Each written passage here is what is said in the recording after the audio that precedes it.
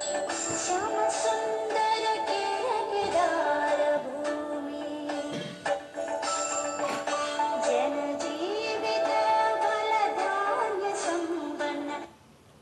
morning, India! This is WCI, Channel 8, bringing you live coverage worldwide. Recently, India's soaps have been promoting gender stereotypes and presenting unreal pictures of women and do not merely complement the urban society.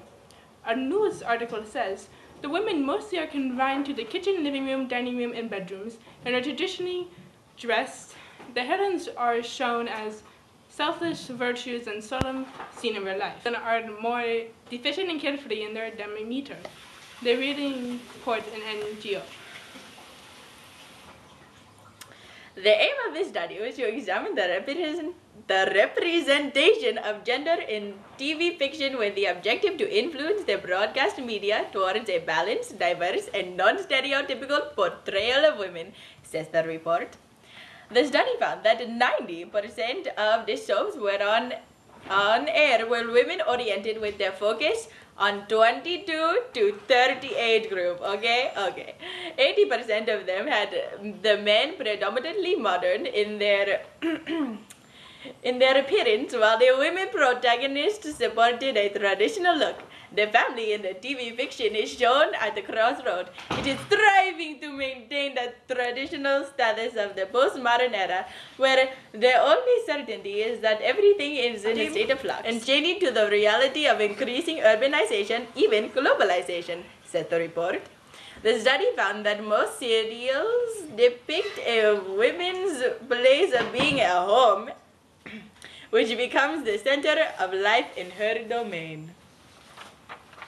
This prevents TV narrative from exploring gender issues in the modern context and ignores the impact such depiction may have on viewers with regard to the family, marriage, and individual rights, it adds.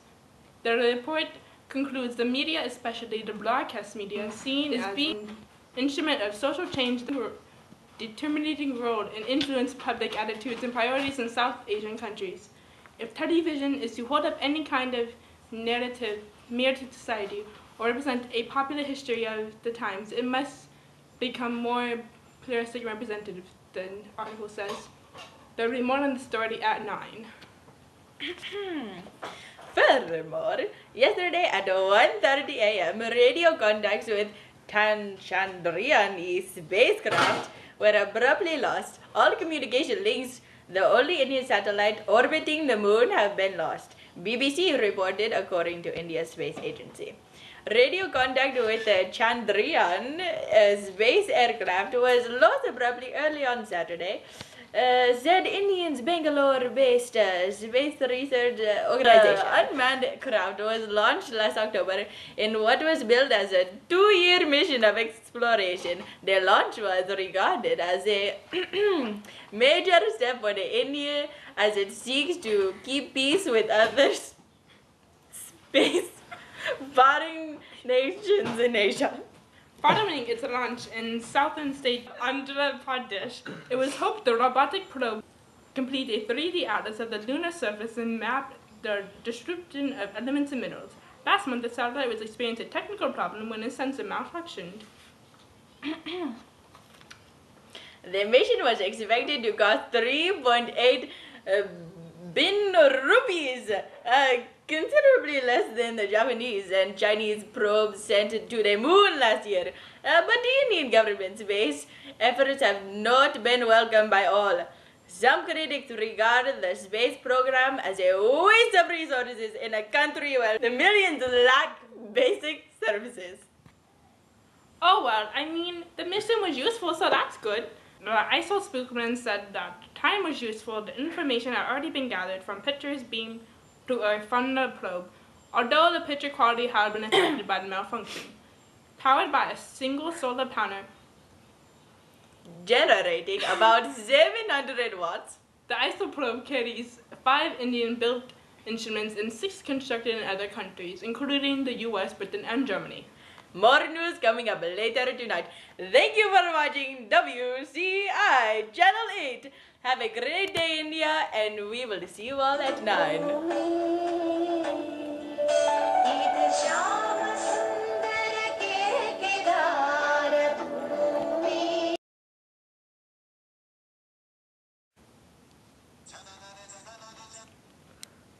Greetings, this is Tech and Talk, where we give you the lowdown on the techno. Hot and spicy news! Sweet holy moly! Metro PCS is offering unlimited dot, text, and web for just $40 a month with all taxes and fees included. It's a telecom miracle. If this can be true, Chad, then maybe your career in dance isn't yet doomed! $40 a month, period, for unlimited nationwide talk, text, and web. Metro PCS, wireless for all.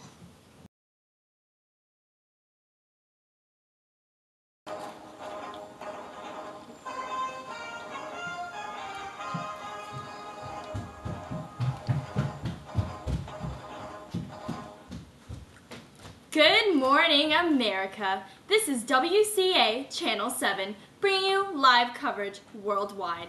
I'm Michelle Lee. And I'm Anthony James. Recently, across the country's teeming urban centers, petitions for divorce are rising, and so are the numbers of headlines and blog entries about how the trend could be the most powerful proof of female empowerment in India in a decade.